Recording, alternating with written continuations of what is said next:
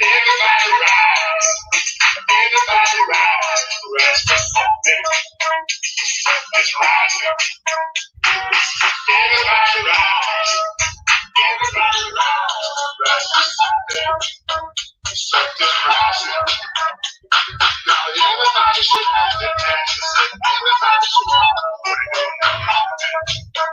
If they just rising. Everybody should have their chances. Everybody should have what it on the mountain. If they just rising.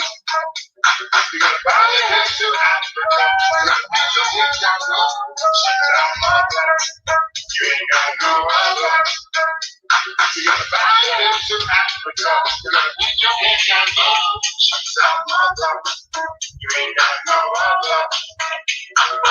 Everybody rise. Everybody rise. Rise for something. For something's rising. Everybody rise. Everybody rise. Rise for something. For something's rising. Now everybody should know the dance. Everybody should know what it don't look like that. And they just rising. Everybody should know the dance. Everybody should know what it don't look like that. And they just rising. You gotta bow your head to Africa. You gotta bend your head to Africa. She's our mother. You ain't got no other. You gotta bow your head to Africa. You gotta bend your head down low. She's our mother. You ain't got no other. The year is 6,229.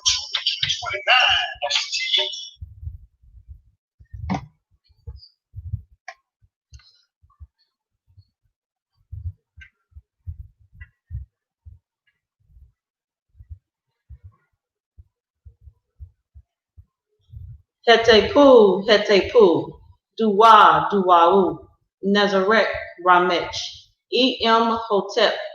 Greetings and divine greatness, divine excellence to the first families, to my Nagas, my Shemsuharus, my Nesubitis, my Hamets, my Mutnatarts, the immortal ones of my At, cherished, phenomenon of procession, new age order, great golden age, Ma'at Hapi Asar,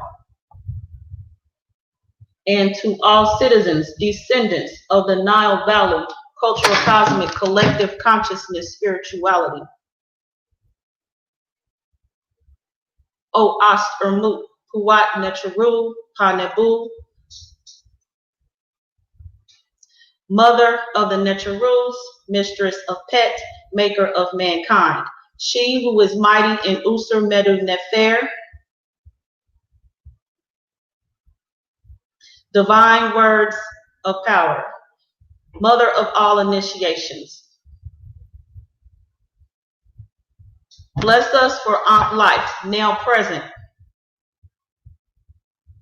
as we seek the counsel of the ancient ones and practice daily the ancient Ma'atian ways and ancient Ma'atian truths.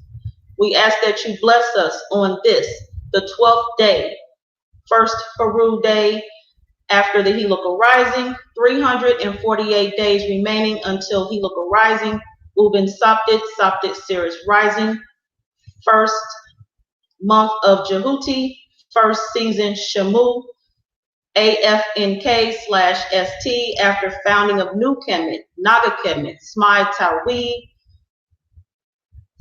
We ask that you bless our families and friends and all those of us who gather in your most holy and sacred and glorious ancient Tamarian name of Ast Ermut Puat Necharu Pa Nebu.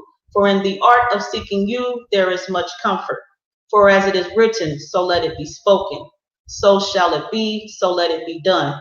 For now and forever forward, Ra never Tetra Ra, rising always in divine excellence with Ma'at, all day, every day. Dua, Duawu Siba. At this time, my Siba, Ptah, Seeker Asar, will say his hesed. Mitch.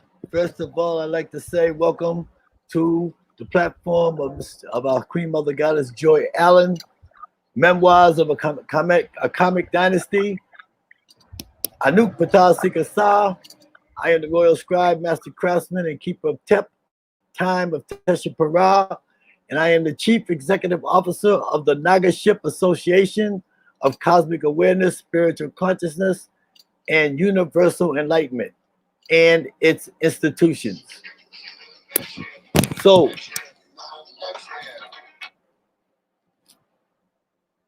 let me turn that phone off for a minute. So let me begin first by saying to the Queen Mother Goddess, Dua, Dua'u to you, Queen Mother Goddess. Your words are truth and righteously great. They are Macharu. You now have permission to speak before the ancient ones, the Netarus, and the ancestors. Your words are of truth and they are righteously great. And we say to you, Dua, Dua, Dua, Queen Mother Goddess Joy Allen. And now I shall perform my Hesi, my Saku, my affirmation, so that I may have permission to speak before the ancient ones, the ancestors, and the Netarus. I shall command the cosmic forces that allow us love, guidance, and protection to daily experiences of pondable matter. And I shall begin.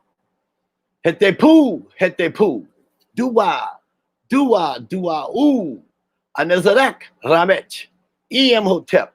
Greetings in divine greatness, divine excellence to the first families, my Nagas, my Shemsarus, my Nesubitis, my Hemets, Sibats, Mudatats, the immortal ones of Ma'at, cherished, phenomenal of precession, new age order, great golden age, Amada Asar, and all citizens, descendants of the Nile Valley cultural cosmic collective consciousness spirituality. Oh, Ast, Ermuk, Patnataru, Pandebu, the mother of Netarus, the mistress of Pet, the maker of mankind, she who is mighty in Usa Medunefer Hekau, divine words of power, mother of all initiations. Bless us humble servants for Ankh, now present, for we seek the counsel of the ancient ones and practice daily the ancient Martian ways and ancient Martian truths. We strive evermore to become one with thee in this world and in the existence to come.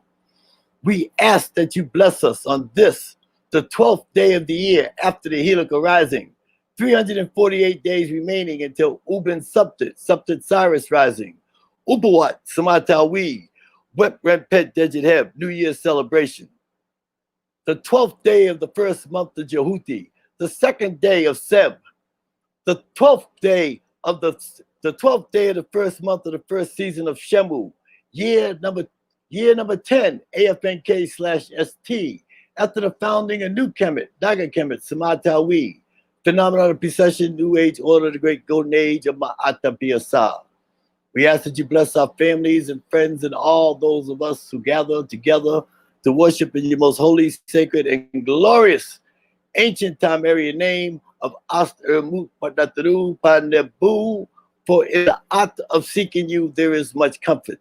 So as it is spoken, so let it be written, so let it be done, so shall it be, for now and forever forward. Ra Neva Teshara, Pa Nata Apupamaat, Ankwas Dejet, Ankuja Seneb, Uben Nefikir Paneburuba Ati, rising always in divine excellence with Ma'at, every day, all day. Dua, Dua, Dua, Queen Mother Goddess. Blessings to you for inviting me back to your platform again. Could you say that again for me, Stephen? Blessings unto you for allowing me to be again on your platform of the memoirs of a comic dynasty. Dua, Dua, Dua. Dua.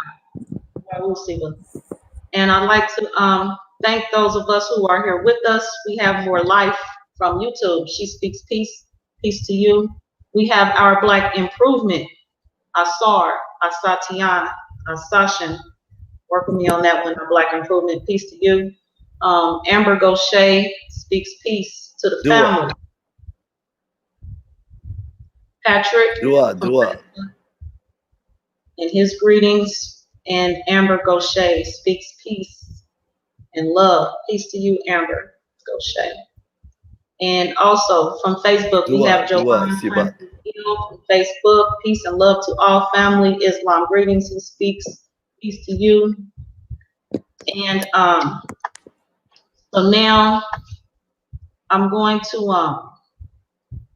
Siba, if you could, the song that we listened to in the introduction, could you speak to us more about that song?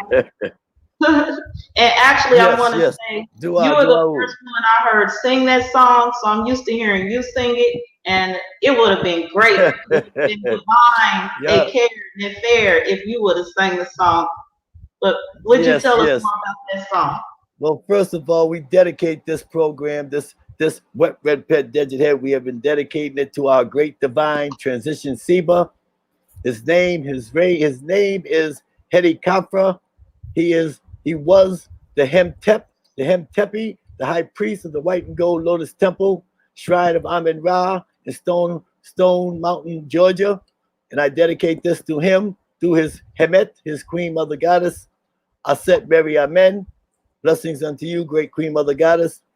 We do not own the rights to this song. This song is part of Hedi Kafra's Ra Orchestra, and they fall under the intellectual properties of the shrine of Amen Ra, the white and gold lotus temple, and under the queen mother goddess Aset Mary Amen.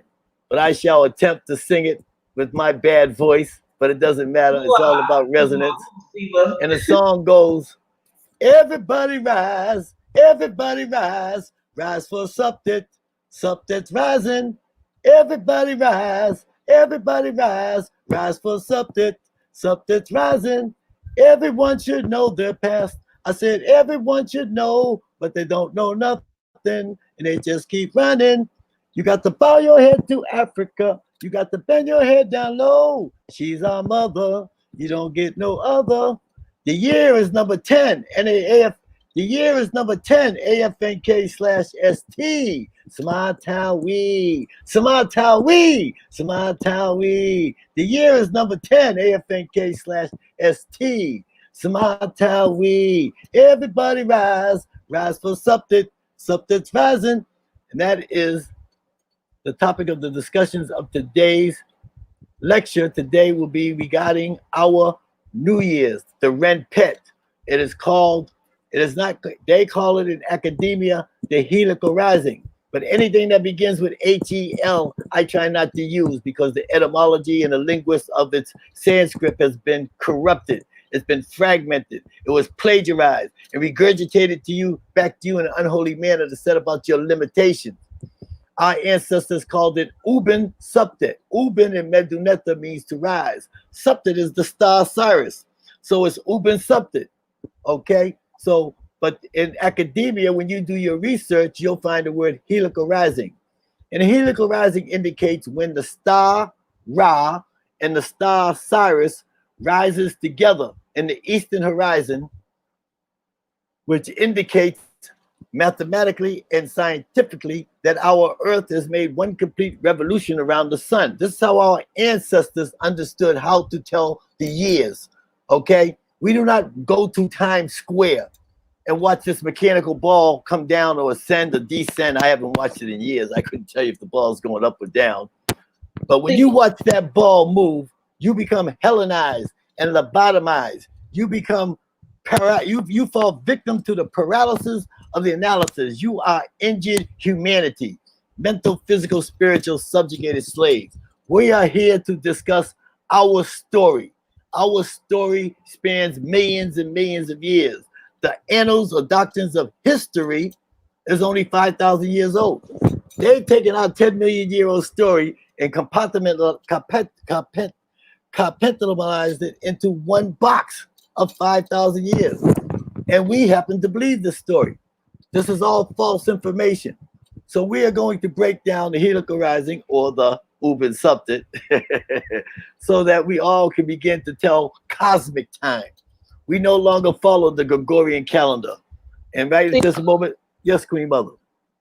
Okay, yes, you're that's fine. You're where I'm at. Ramutef has a message from you.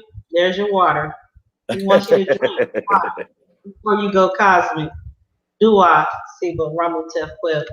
So yes, Dua, Siba, I was Dua. going to ask you if you could share about the calendar. We're speaking of year and Times Square and the Hellenized, Absolutely. Lobotomized versions of the ball dropping. Let's talk about the Absolutely. calendar. And every time we speak of the calendar, at least from my observation, people want to know how to order one. So Yes. where they can get theirs at. Yes, they'll find it in the description below. Ramutef Queb was just there. You can order it from Ramutef Queb. You can order it from me, Ptah Asar. And you can also order it from Seshat Ma'at Meriamen, who is a global distributor. And right now, our Queen Mother Goddess Joy Allen has now became an official global distributor of the ancient Asarian Kemetic solar civil lunar calendar and the meteorological star timeline. So you can order it from her directly on the on the on the Memoirs of a Karmic Dynasty and every other platform that she hosts, especially on Crumb TV. And also, this is the 2020-2021 Crumb TV edition. So I give a great shout out to my brother Crumb TV, who was at the Uben Subtit, the Helical Rising, which we had performed at the Museum of the National Center of Afro-American Artists, 300 Walnut Ave in Roxbury, Massachusetts. Queen Mother Joy was there. Ramutep was there. Kwame came in from out of Chicago. We had a lot of people to come in, but the museum was closed. So we had our contingency plan. We decorated the outside on the platform on the grounds there, as you can see the pictures, and we performed it anyways. We was not nothing disturbed the fluid dissemination of our cultural cosmic collective consciousness spirituality. So to understand this calendar, as in the song of Helical, which was recorded over 20 years ago, he says that the year is 2000, the year is 6,249, which this year is 2,240 years Samatawi. And that information, even though erroneous and false, in the days of the 80s, 60s, and 70s, and the 80s, and the 90s, and the 2000s, it was great information. I am not knocking none of my brothers. I am paying tribute to my brothers who came up with that mathematical equation. However, my Nagas, my Shemsurus, my Nesubitis, my Hemets, my Sibas and Sibats, my Mutnatats, my immortal ones of Ma'at cherished. We have now dawned upon the great golden age of Ma'at Asar, which you may know as Aquarius. I'm on a live broadcast, brother. Please shut the door. We are entering into the new golden age of Ma'at Asar. We are 10 years in. Okay? And so we have to begin to adapt. We have to begin to alter, change, and arrange and rearrange ourselves with the movement of the cosmic environment. Okay, so how can Ptah Asar prove to you that this is year number 10 and it is not 6,240 years Samatawi, which was great when we knew nothing back in the 50s and the 60s.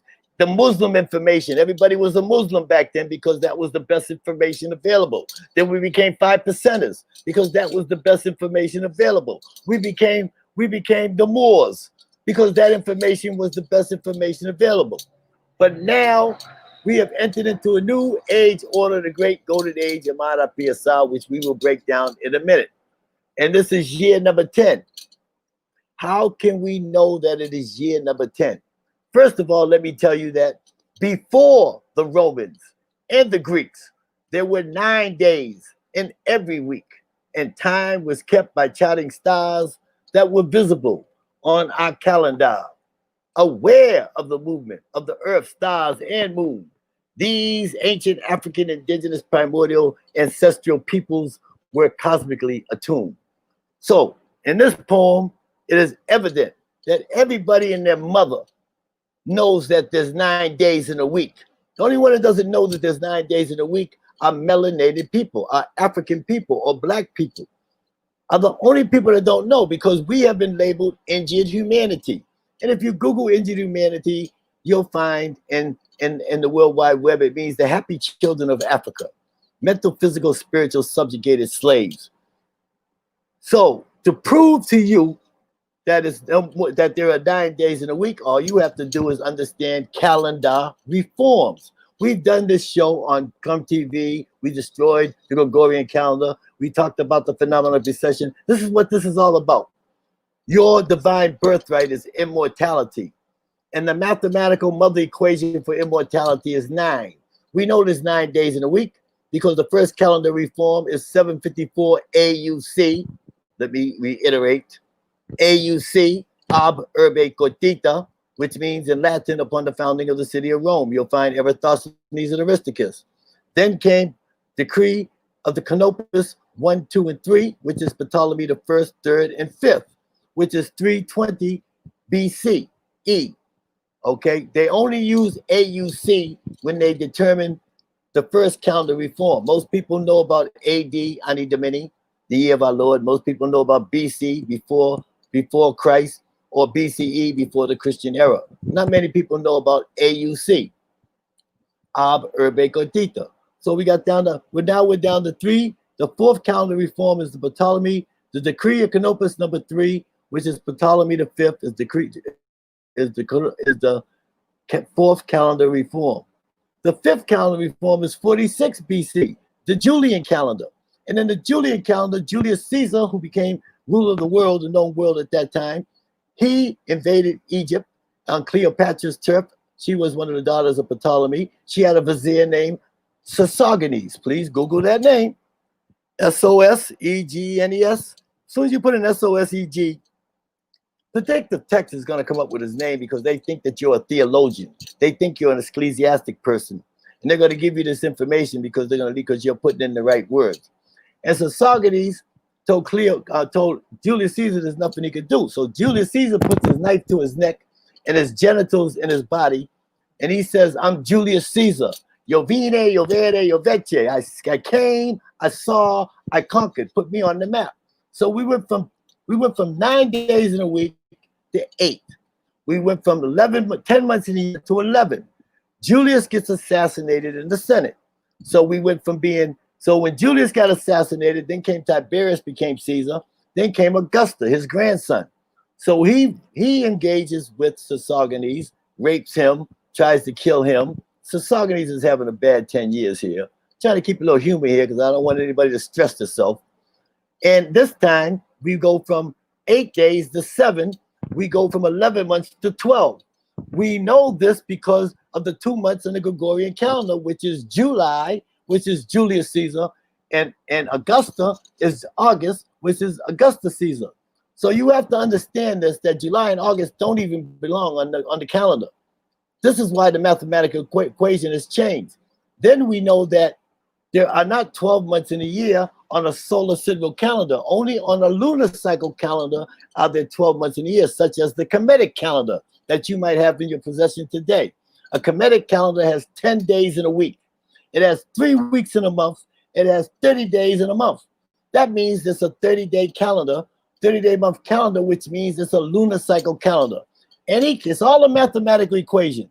I'm here to present to you the sacred math, the divine science, and our cultural, cosmic, collective conscious spirituality with astrology and astronomy to give us absolute accountability and star validation. I've already been banished out the Kemetic community. They no longer speak to me. Mefundishi, Baketi Amen, Samaj Ptah, it doesn't matter. They all stop speaking to me because I'm saying there's 9 days in a week, and everybody and their mother on this planet knows there's 9 days in a week. So why are they keep continuing to feed our brain with a 10-day, 30-day month calendar when it's an official calendar? Don't get me wrong. What they're saying is a half truth. It's a calendar that you can grow crops with. You can measure the woman's menstrual cycle. You can measure the high and low tides. You can measure the birthing gestation. You can measure the inundation of the Nile and its receding, but you cannot find immortality. This is called limitations. With the solar sidereal lunar calendar, you tether yourself to the cosmic environment, that invisible cosmic and biblical cord that you see at night, which you call the Milky Way galaxy, from the great goddess, mother goddess Nut. That would connect you to our black hole of our Milky Way galaxy, and which produces light and stars, which expands the universe. This is called the precession of equinox, or the phenomenon of precession. This is what we're here to discuss today, how to connect to the phenomenon of precession. And you cannot connect to it with a mathematical equation of 30-day month. You can only grow crops. This was introduced by Ptolemy I, Soter, Serapi, September, Mary Amen, who was only a general of Alexander's army. When he died in India, all his generals drew lots. They put these sticks in a cup, and whoever drew the longest sticks was given a land to rule, because Alexander conquered the known world. Ptolemy drew Egypt. That's how he got there, by the luck of the draw. But they already knew about injured humanity and execution of judgment and execution of sentence. They took us to court. For those who don't know, I'm just trying to summarize this real quick because we're getting ready to go cosmic. This is all atomic conversation here so that you can understand this, how they stole time and the device and the mechanism that they use to steal your time. They stole your time. They gave you a lunar cycle calendar. And everybody knows that under a lunar cycle calendar, every 130 years, let me reiterate, every 130 years, one unearned day is added to the calendar. So you're not going to see it in your lifetime, nor will a child or your other child's descendant. But 500 years down the road, the sun doesn't line up with the spring equinox. And after 1,000 years, such as what happened as with the 7th to the 9th calendar reform, which is the Council of Nicaea 325 AD, when Pope Constantine wanted to know, was Jesus the Father, the Son, or the Holy Ghost, or was he all three? They gathered all these bishops together. It's called the Council of Nicaea. Please Google it. And it's all about, and there's a guy named Arius. And Arius said, oh, Jesus wasn't the Father, the Son, or the Holy. He wasn't none of them three. He never existed. He's my man, Ptolemy the First, Soter, Serapi, September, Mary Amen. So, of course, they killed Arius. And then at the end of the Decree of Canopus, there's a footnote that says, oh, yeah, we changed the New Year's from January the 1st to March the 21st.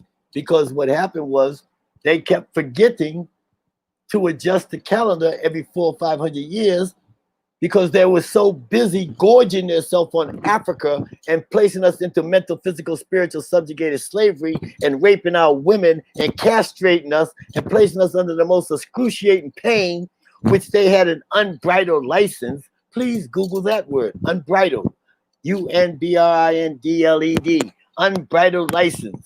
It means James Bond from Her Majesty's Secret Service, MI6, has an unbridled license. He has a license to kill. That's what an unbridled license means. It means that not even a blonde-haired, blue-eyed Jesus coming from a cloud out of the sky can save you from killing your black ass. They have a law. Black lives don't matter. They haven't mattered for 4,000 years. They know that. That's why they all beat the case. All the attorney does is, Your Honor, remember this? Remember the Decree of Canopus? Remember the Council of Nicaea? Remember injured humanity? They all know.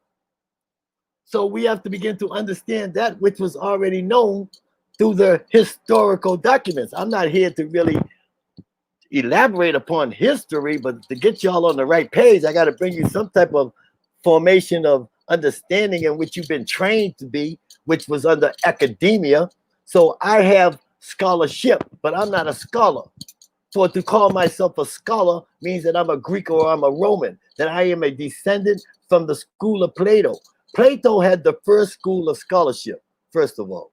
So to call yourself a scholar is an insult to your ancestors, to the Netherus, and to the ancient ones.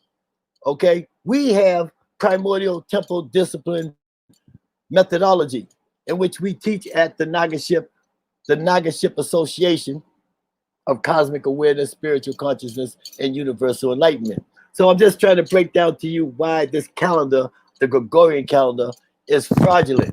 So it means that every 130 years, 100 day is added to the calendar. And I want everybody to understand this, because this is when we're going to introduce Ramutep Queb to you so that he can do your birth charts and your star charts and your natal charts. But if January the 1st, hypothetically speaking, January the 1st, 2020 is on a Monday, hypothetically speaking. 2021 is on a Tuesday. 2022 is on a Wednesday. 2023 is on a Thursday. And 2024 is a leap year, So it starts on a Friday. I mean, on a Saturday. It jumps a day. This means that 7 years later, the star that was in the sky at your birth is not there on your birthday. I need everybody to understand that. They stole the star of your birthday from your birth. The child that you have in front of you has already lost his star or her star of their birth if you're using that Gregorian chronological timeline. We use the Neteru, a logical star timeline. So how can Ptah prove to you that this is year number 10 was the first question. And to answer that, before I take my next drink of water and let the Queen Mother reiterate or to enter into the conversation, remember, on the spring equinox, on March 21st on the Gregorian calendar, which simply means when day and night are equal length, on that morning of the spring equinox, if you look east before the sun rises, you look 23.5 degrees from horizontal, and whatever constellation is in the sky on the ecliptic plane indicates where we're located on the galactic plane of our quadrant of the galaxy, which might sound a little bit this and that, but all it means that if you know what a black hole looks like and you look at it from an aerial view, it looks like a hurricane. But if you look at it from a side view, it's nothing but a line. And that line has a glow at the top and a glow at the bottom. And our sun moves 15 degrees up, comes down, hits the plane, 15 degrees down, comes up 15, hits the plane, goes up 15, comes down. This is the way our sun moves through the 26,000 years of the phenomenon of precession. Okay? And this is an indicator of where we are located, which is also magnified in the Merku, the Great Pyramid, and any and all ancient architectural megalithic monuments on this planet that were erected by the Nagas, the Shemserus, the Nesubitis. Each one is orientated to the circumpolar stars of the north, which is Draco, Vegan, Theban, and Polaris. And to the spring equinox, it shows you at that time with exactly pinpointing the constellation. And then on the helical rising, or Uben Subtit, which happens on July 25th on the Gregorian calendar, which will be the first day of the first month of Ptah of Jehuti, the first day of Ra, the first day of the first month of the first season of Shemu, and it's year number 10. And we know because of the star and the sun rising on the Nilotic meridian, where we're located on the galactic plane. That's why I'm telling you today is year 10. And that the Dogons said in 2012 that the world would end, that they misinterpreted the Gorgon's teaching and said that the world would end, when really it's the end of one cycle and the beginning of another. The Mayan long count had 2012 as the end, but it wasn't the end. It was another misinterpretation. It was the end of one cycle and the beginning of another. So that we got past that part, I'll let the Queen Mother come back in, and I can take an old man's rest to drink some water.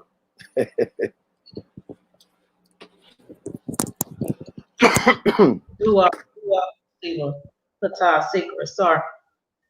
Now, usually when I have a presentation that you are on, Asiba is here, and I always present a calendar, and I wanted people to know when you order your calendar, it will be autographed. You'll get an autographed copy. Also, you will receive a PDF version of the Cosmic Egg. And much of what Siba Ptah Seeker Asar is speaking on today, you will find in the Cosmic Egg PDF. Siba, could you speak and talk to them about the Cosmic Egg PDF they will receive when they order their calendar? Yes. When you order a Rasarian Kemetic solar system lunar calendar and the Neteruological star timeline, first of all, we call it an Ipet Heru. Ipet means to measure in Meduneta. Heru means the day. This was translated by Helical, Briketia Men, Samaj Ptah, Mefundishi. They call it an Ipet Heru, which I concur and subscribe to. But we in the temple call it a Shabit Emtwa Heru Pamaat. Shabit means shadow. Emtwa means of the star. Heru means and of the sun. And in accordance to the doctrines of Ma'at. So when you apply it this way with the shadow, you have to implement in your mind a cosmic thought, because The shadow only occurs when the light shines its radiance upon anything that has matter or solids, liquids, and gases. It will create a shadow. Now you ask yourself today, what is a shadow? Nobody knows what the shadow is. But I bet you when the sun gets real hot, your little monkey butt will hide in that shadow to get some shade so you could cool off. But anyways, the esoteric and esoterical teachings show that that which was incomprehensible is now revealed and understood, because if we know the sun is atomic energy, is a hydrogen atom, it has a proton and neutron surrounded by a nucleus, it has an electron, and it's atomic energy. And when this radiance of this atomic light shines down on anything, it creates a shadow. So if the light is atomic energy, the shadow has to be subatomic. And now you begin to use your inner mind, your inner eye, your inner consciousness, the inner frequency. It's a frequency. We call it first frequency specifically. So this is called the Ipeteru Shabitem Tuaru Pamaat. Don't mind me, I'm long-winded. I like to make sure, because I have young students learning and I have learned ones who are listening too. And I want to make sure that I'm covering all parameters. Because when we teach the sacred science, the divine mathematics, and we triangulate it with the metaphysics, the cosmic metaphysics, into the cultural, cosmic, collective conscious spirituality, because we have no religion. Religion is used to control us. We have a cultural, cosmic, collective consciousness spirituality, which is based upon the doctrines of Ma'at and the concept of self-creation, so that you can begin to understand this, the dialogue that we're going to begin to go into in a minute. I'm trying to lead you through this by breaking down this calendar and its components and dynamics. So what you receive with this calendar is a CD audio translation breakdown, relativisation of the components and dynamics of the Ipeteru Shabitem Tuaru Pamat, or the ancient Asarian Kemetic solar civil lunar calendar, and a meteorological star timeline. And you also get a free PDF copy of my book, The Cosmic Egg, aka The Primeval Germ, a journey of 59 plus 21 zeros. And again, I like to say, everybody, we're listening to the memoirs of a comic dynasty with the Queen Mother Goddess Joy Allen. So I would appreciate, she has me on her show again. I would appreciate if you could donate to her Cash App today. Anybody who wants to throw in $5, $10, $1, please show your love for her bringing me on her platform, because I'm about to reveal to you your immortality. And this is free. I don't want you to send me a dime. Don't send me a dime. I don't want the IRS chasing me, doing the Marcus Garvey on me. Okay, I'm ducking and hiding, because they got a contract. They got a 4,000-year-old contract on anybody who brings this information to melanated people is to be assassinated. So I'm not here to entertain you. I'm not here to babysit you, and I'm not here to take your temperature. I'm here to give you your divine birthright of immortality, so that you may acquire the ability to experience the phenomenon of being. This is what existence is all about, being. It's not about Ankh. This symbol, Ankh, does not mean life. First of all, you was lied to again. Your teachers lied to you again. This does not mean Ankh. It means Ankh in Meduneta, but it's not translated to life. It's translated to being, because life is given to you by the sun. The sun is a hydrogen atom. It has a proton, neutron, and electrons surrounded by a nucleus. So if that light ceases to exist, life on this planet will cease to exist. But existence will still be going on. Other planets and other stars and everything else is still jumping around. So how can this mean life? So you have to begin to elevate your consciousness to it's called the concept of self-creation. And it's based upon the doctrines of Ma'at. And it's the doctrines of self-creation. So we're going to get into all that, because statement, this doesn't mean life. But we're going to get into all that, because we're going to break this all down. First of all, let me send it back to the Queen Mother while I take me another drink of water.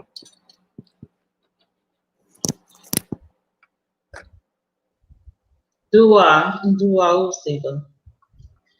And let's see. Oh, we had a question from the audience, um, from my sharer, Abiel Ben Levi El from YouTube. He says, can you talk a little bit about the moon that gave off cosmic vibrations this past weekend? Absolutely, absolutely. The vibrations that the moon discharged this past weekend is because of the planetary alignment. This is a most auspicious time, meaning another Greek word meaning favorable. But it has a dual aspect because this is the best of times. It was the worst of times. Above is the best of times. Below is the worst of times. Because we're under COVID. We're under these pathogens that they placed out here to assassinate all melanated people. They are trying to place us under extinction of their new world order. But we have a new age. We have a new great golden age order. And this is what we're trying to relate to you today, is that this Ipetru, this calendar, is part of a great cycle of 26,000 years that has nothing to do with their world order. Their world order is historic. History is historic. Ours is our story. And them vibrations that you received from that permeated from the moon at this time because of the cosmic alignment of the 9th of the 8 planets with the earth it was emanating for those of first frequency specifically. Ra Never Teshuvah. What is first frequency? Everything we do has to be related to a frequency, and every question that you ask has to be magnified into the integer. Integer is just another Latin word, means 3. Integer, you have the sacred science, the divine math, and our cultural cosmic collective consciousness spirituality. And so we have to triangulate each question, each thought, so that it's balanced with the sacred science, the divine math, and our cultural cosmic collective consciousness spirituality, so that it is in balance with Ma'at. If it's not in balance with Ma'at, then it is not part of your spirituality. So, in order to understand this frequency, and in order to understand anything about the light, and to be able to comprehend time, we first have to understand what is time. What is time? So, there is no time until the light appears. Because time is the movement of the light from one point of distance to another. So I shall begin. Time is the movement or measurement of the light through the void of deep dark cold space from one point or distance to another. Its speed is 186,000 miles per second, although the base of the Great Pyramid is 196 pyramidal inches, so we're saying it's 198 miles per thousand miles per second. But for now, we'll say it's 186,000 miles per second. Light is the absence of darkness, and darkness is the absence of light. Light is the giver of Ankh. I'll say life now, but you know it means being. Life is the giver of Ankh, life, to all things on the terrestrial plane within the atomic domain. Ankh, life, is the consciousness and awareness of being. Ankh, life, is the generic expression of the light. And it's only found in 3 forms: solids, liquids, and gases. Matter, the elements, the neterus, nature. However, my Naga, my Shemsurus, my Nesubitis, my Hemets, my Sibasibats, Munatats, my immortal ones of Ma'at cherished. The light is not the origins of existence and the creation and development of the universe. The light is not the Zeptepi. The light has a mirrored reflection. It has a mirrored image, which we've already discussed with the light shining down on anything that's physical. It casts a shadow. Light has a mirrored reflection, which is radiation, which is the cosmic egg, which is the self-created one, Ra Never Teshuvah. So now we begin to comprehend, and we become enlightened with the cosmic awareness. Like we say, like I said before, my name is Ptah Asar. I'm the Chief Executive Officer of the Naga Ship Association of Cosmic Awareness spiritual consciousness, and universal enlightenment. So you have to ask yourself, why are you listening here today? Are you seeking peace, tranquility, serenity? You looking for wisdom? Do you want knowledge? Or do you want cosmic awareness, spiritual consciousness, and universal enlightenment? That's what I'm here to offer you today. Your divine birthright of immortality. To be reborn, renewed as a star, expanding with the universe forever and ever. You see, you came from the stars and you shall return from the stars. You came from the womb of your mother, the great mother goddess. All praises due to the queen mother goddesses. We come out of their womb. And when we transition, we go into the invisible and biblical, cosmic, invisible, and biblical cord, which is that Milky Way galaxy that you see spinning down. They call the Milky Way at night. Oh, this is the Milky Way galaxy. That invisible, cosmic, invisible, and biblical cord is the biblical cord of the great mother goddess Nut. We have to travel upon her biblical cord until we reach that black hole. And that black hole produces light, stars, atomic energy. And that black hole is expanding the universe with another trillion upon billions, upon millions of other black holes and that expand the universe. And what are they expanding from? That we will discuss in our next break. Let me send it back to the Queen Mother, Joy Allen, so that she may keep the narrative. Because you know I drift sometimes, Queen Mother. You gotta keep a control on me. That's not real. It's divine. Nefer. So could you speak to us about the first law of existence and the first law of energy? Yes, I can. But if I do that, I got to take them straight cosmic, Queen Mother. So we'll hold that question for the. Let me get them out of atomic energy. Okay. And Let we'll me get go them out of atomic energy. So to understand time scientifically, mathematically, and with your cultural, cosmic, collective conscious spirituality, creating the trinity of metaphysics, which is triangulation. This is how we figure everything out within our cultural, cosmic, collective conscious spirituality. The earth has three motions. The three motions of the earth are, it rotates on its axis 24 hours and 35 minutes in every day. Meaning the second movement of the earth, it revolves around the sun. And under 24 hours and 35 minutes, that means there's only 360 days in a year. And the third motion of the earth is it's tilted 23.5 degrees from vertical, which makes it wobble. And one complete wobble is called the precession of equinox, in which we call the phenomenon of precession. And one wobble is 26,000 years. So that everybody can get a grasp upon this, so that we all can understand how to tell time mathematically, scientifically, and with our cultural, cosmic, collective conscious spirituality. So in school, they teach you that the earth rotates on its axis, it revolves around the sun, and it's tilted 23.5 degrees, which makes it wobble. But at that point, they don't tell you no more, because they set you upon the course of limitations, so that you can never achieve your full supremacy as a person or a being. If they fed you more information regarding the phenomenon of precession, then they would have to give you back the planet, because this is the information that is installed in our story. They have to keep you contained into history. There's the schematic right there. The earth is tilted. That line down the middle is the vertical line. It is not magnetic north. That is just the vertical line. The earth is tilted 23.5 degrees, which makes it wobble. One complete wobble is 26,000 years. And this is called the phenomenon of precession, or the precession of equinox. So once you're able to understand this, now we have to deduce this down to the second movement of the earth, which is it revolves around the sun at 360 days in a year.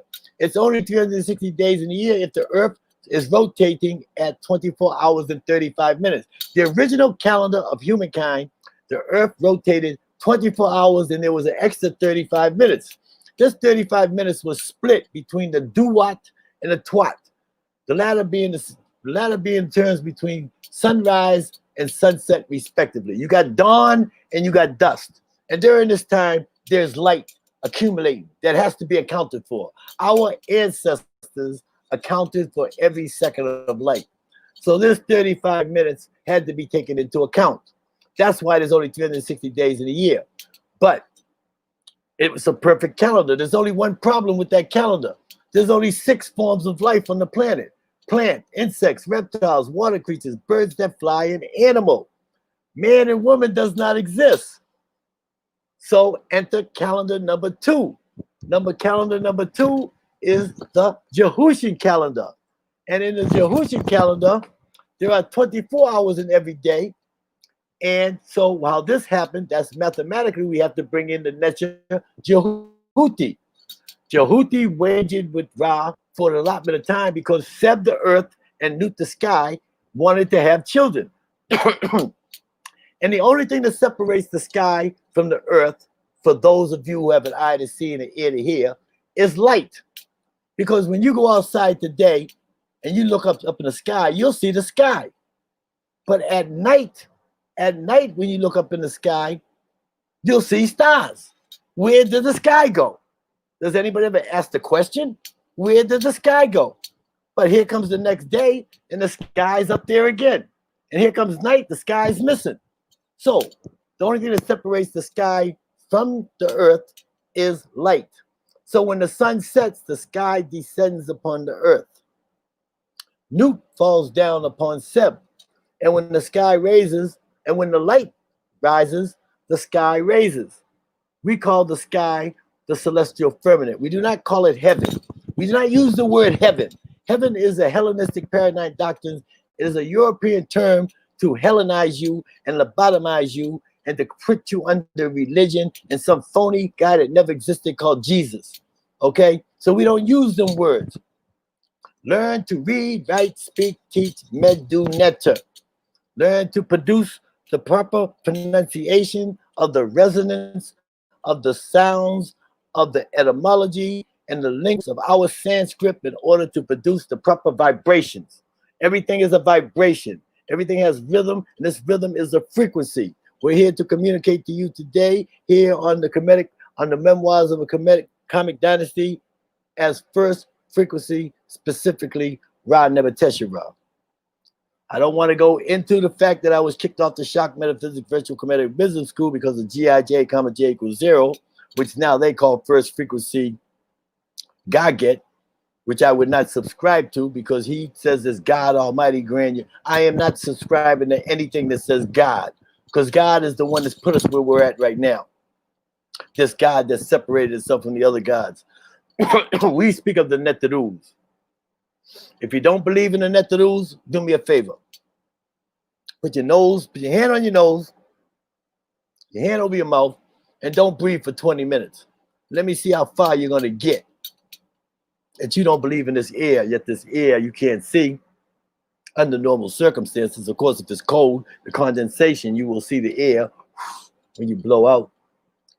But that's another story for another time. Let me stick to the narrative of Nut and Seb, and this perpetual movement of the light rising and setting. The sky and the earth are making love, but Seb's shooting blanks. Seb's shooting blanks for millions of years, right? So he asked Jehuti to plead with Ra for an allotment of time so that his mate Nut, the sky goddess, could give birth to the earth Netarus. And in a wager that is known only to the great company of gods and goddess, Lord Jehuti was the victor. Ra wagered that if Jehuti would lose, Jehuti would name all the forms of life which Ra had allowed to evolve. And Jehuti said that if I win the wager, Ra, I would like control of that 35 minutes that exists after every 24-hour daily cycle. So in a wager that is known only to the great company of Netarus, gods and goddesses, Lord Jehuti was the victor. He claimed this prize. The 35 minutes of time he gained control of, leaving an exact cycle of 24 hours, 10 months, 4 weeks, 9 days, totaling 360. The 35 minutes were multiplied by 360 amounted to 5 1/4 days. Added on to a year that still had 8,706 hours. To explain the 8,706 hours means a sidereal time, a sidereal year. If you Google sidereal or sidereal, a sidereal year means that the star subject broke the plane, traversed the elliptic plane, and returned to its original position in respect to the fixed stars is a sidereal year. That takes 8,766 hours. That is our mother mathematical equation. And with this mother mathematical equation, we're able to add the lunar cycle calendar, which is an agricultural calendar, a seasonal calendar, which now we can add the 12 months because there are 3 seasons. The 3 seasons are Shamu, Aket, and Pert. And each season has 4 months. And each month has 30 days. 30, 30, 30, 30 is 120, 120, 120 is 360. This is where the lunar aspect of the calendar fits into the Ipetaru, Shabitem, Twa, Heru, Pamat, Asar, and Karmic solar system. So we have a solar, a sidereal, and a lunar cycle calendar all in one. And I superimpose the Gregorian calendar right on top of our calendar because it's nothing but a plagiarized version of our African calendar anyways. And so you'll be denoted for the hundreds of thousands that already bought calendars when you see the denotation of a Sharek. A Sharek is a primordial cartouche. A cartouche in Medunetta is Shenu. The Shenu is what the Medunetta, in which the Nasuts and the Hemets, the royalty, wrote their names in a Shenu, which they call in Godness Signless or E.A. Wallace Bulge or Bremstead or Birches or whatever European you're studying under. They call it a cartouche because it looked like a bullet, a cartridge, and so on and so forth. But these are Shareks. And inside the Shareks are denoted the Gregorian months of the year. Okay? So we're trying to break down now light, time, divisions of time, and so forth. And these days we're given names. Now, the names that you know.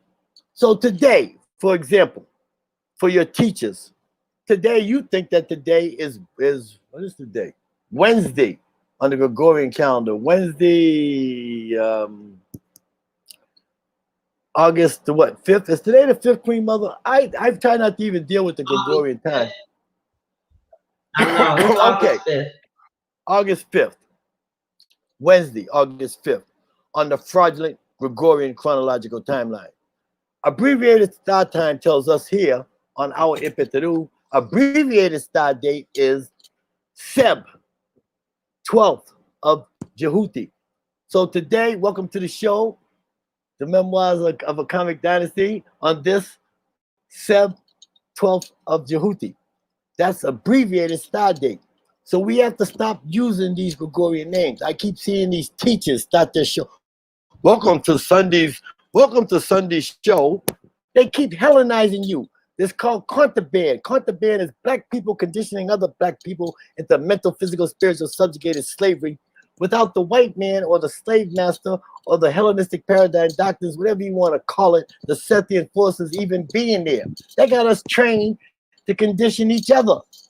We have to break this Hellenistic cycle and stop perpetuating the Hellenistic paradigm doctrines of engineered humanity. If I may stand on the shoulders of our great divine transition elder teacher, Dr. John Henry Clark, he would say, that which does not bring about your liberation, which is your immortality, was designed specifically to ensure your mental, physical, spiritual subjugation, and therefore must be sent, tossed, thrown away into the ash can icebox of European history, predicated upon the doctrines of engineered humanity.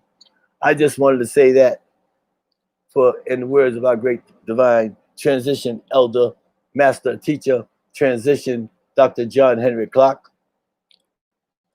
And in the words of our living elder, Dr. Professor Leonard Jeffries, he would say that within his pyramid analysis, do not fall prey to the paralysis of the analysis.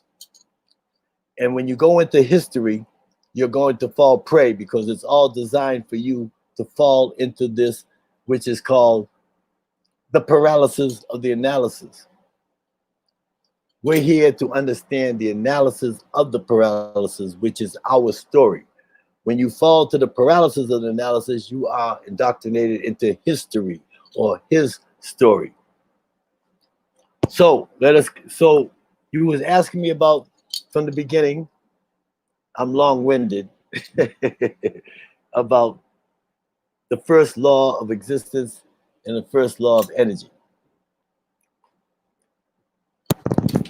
And we're gonna take a break for the cause. And before Ramutef Queb sends out a teletype, Sheba, drink some more water. I can see it coming up now. So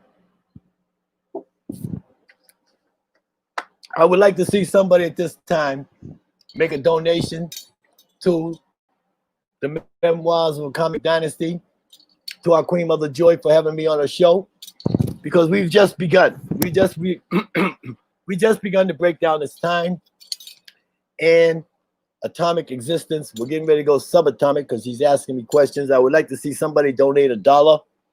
$1. You spent all that money today buying that marijuana, that reefer. You're smoking that Buddha stick while you live. I know you smoking on that Buddha stick right now listening to me. You spent $50 on a quarter of that marijuana on that Buddha stick. Can somebody donate some money to the Queen Mother? We would be very appreciative to see one donation come across the board right about now. Who would like to be the first person to donate? Here we go, right there. Cash App. Nope, this is Cash App. Joy Allen, that is her Cash App right there. Can everybody read the English? Can everybody understand the words that are coming out of my mouth?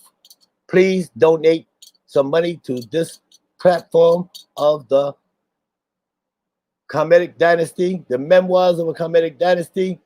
Joy Allen, there's her PayPal right there. There's her Cash App.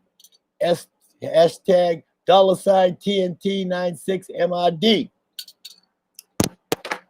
So many are the mysteries concerning the universe and the Ankh, life.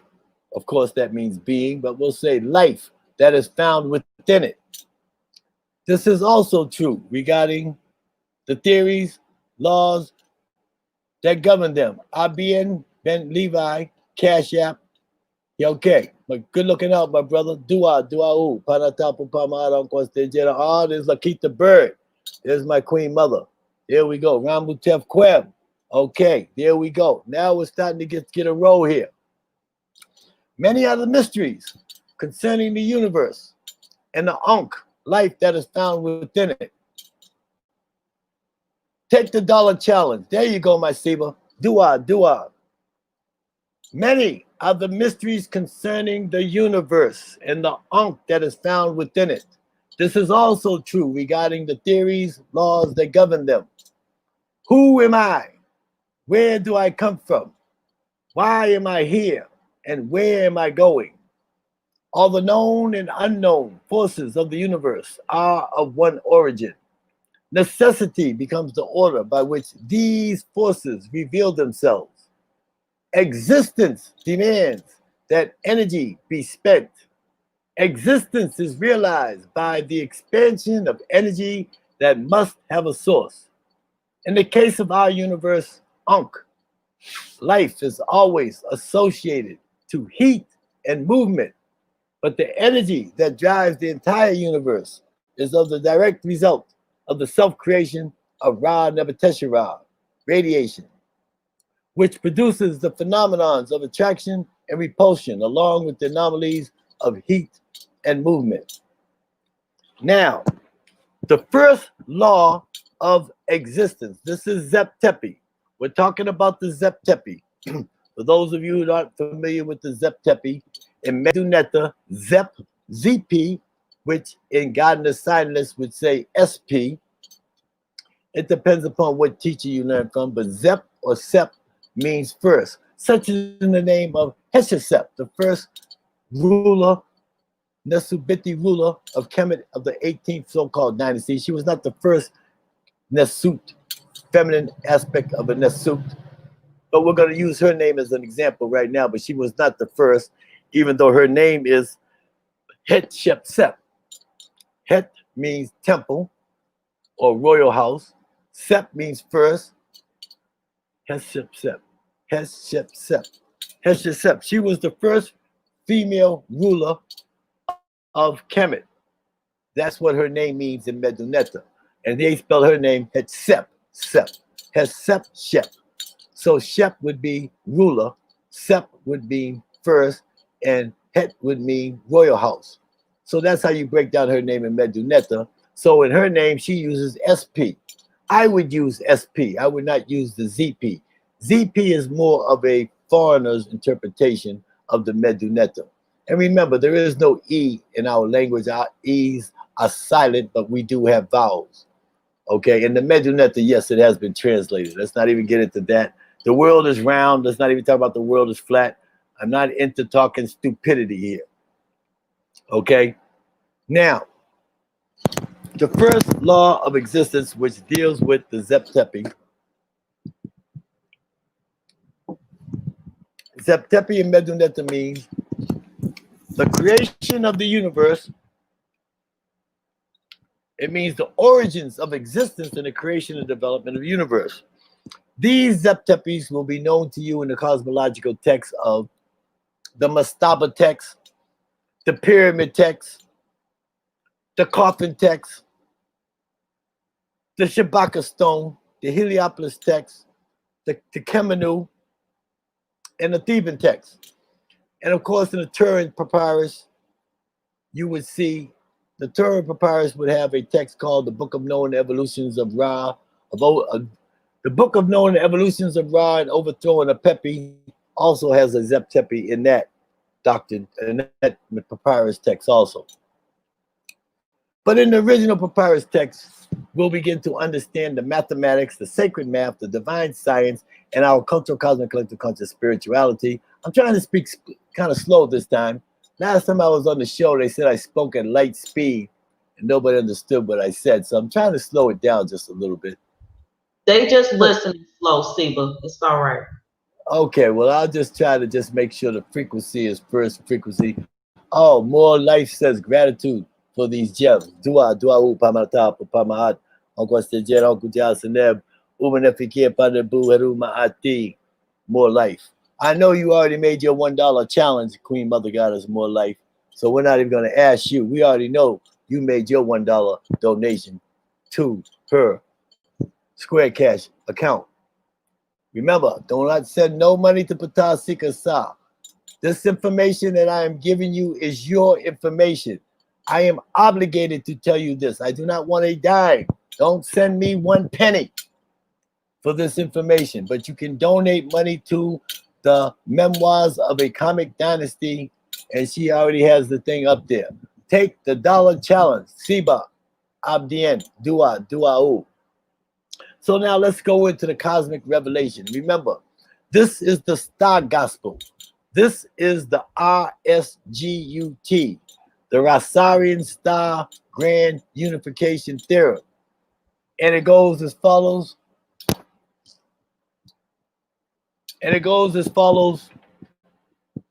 There is an order that applies to all things. This order is called the order of existence. It was issued by the creator of all things. Send her the Cash App, please, Queen Mother Goddess. Send it to Lakita Bird. It was issued by the creator of all things, Ra, Nebuchadnezzar Ra, to ensure the continuous perpetual evolutions of all things. So when I speak to you today of the New Age Order, the Great Golden Age, Amada Asar, and the New Age Order, Star Gospel, the self-creation of Ra, Nebuchadnezzar Ra, it is of this order that I speak. The first law of existence is that energy must be spent. The first law of energy is to always exist and expand. Ex-electron. We're going to come from the angle of science and mathematics right now. And then we're going to combine it with our cultural, cosmic, collective consciousness, spirituality. Because I'm tired of people talking about our spirituality as spookism. I ain't hear nobody call Jesus spookism. I ain't hear nobody call nobody Allah spookism. So why do we have to have spookism? I'm going to break this down to you scientifically, mathematically, with our cultural, cosmic, conscious spirituality, with astrology and astronomy giving us absolute accountability and star validation. So, X-electron, which, by the way, is Ra Nebuchadnezzar broken down into molecular forms.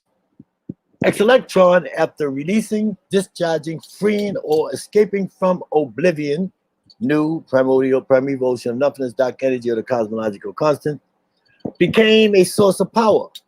But because this power was dissipating, form and shape was necessary for containment, and the feeling of weightlessness then must be overcome. By the controlled emissions of waves and rays of magnetic subatomic particles in all directions after taking shape, these two basic needs were met. This is the origins of subatomic space. This is our story of the self-creation of Ra Nebuchadnezzar. Energy that was lost and now being spent was in need of replacement. This created hunger and the need for replenishment. All the energy was now being dispersed outwardly, allowing form and shape within a newly formed egg, until it was forced to expand beyond itself. This created a great explosion that hurled shell bits of magnetic subatomic particles in all directions, pure egg fragments, expanding the void of space as they traveled until finally reaching the pause of magnetic repulsion, or the heliopause, where they just couldn't go no further and experience gravity and collapse upon each other. This created another great explosion. A ring of gamma now surrounds the primeval germ. It allows for the recycling of the energy inwards and replenishing of it. Some of the energy that was not recycled inwards and was discharged outward beyond the gamma ring, upon embracing interference, developed in the region we call the nursery of the stars as dark body radiation, black holes, or galaxies. These dark body radiation, black holes, or galaxies are pushed away from the innerverse and is the realization of the outerverse. These dark body radiation, black holes, or galaxies produce atomic energy, light, stars, planet, moons, and life forms, until all the above mentioned energy once again into oblivion, new, the primeval ocean of nothingness, dark energy, or the cosmological constant. These forces will adjust, propel, and expand the continuous perpetual evolution of the expanding universe. That was just a little drive-by for you. Now let's just break it down a little further, because it doesn't make sense if you can't place the mathematics with the science, and the science doesn't equate to our cultural spirituality, and then somebody's blowing smoke up your choo-choo. Okay? You have to have absolute accountability and star validation. So let us bring balance to the scale. So we know that there are four primordial field forces: electromagnetism, the strong force, gravity, and the weak force. This is when we begin to understand the star gospel scientifically, mathematically, and with our cultural, cosmic, collective, conscious spirituality. We shall begin with our cultural, cosmic, collective, conscious spirituality and the mastaba and the pyramid text, also the coffin text. It's also in the Shabaka stone. It's also in the Turin papyrus. It's also in the Theban text. It's in the Helical text and the Kemenu. So let me begin. The text goes, I am he, she, who existed in the primeval ocean of nothingness, eons and eons of evolutions ago, before the beginnings of time.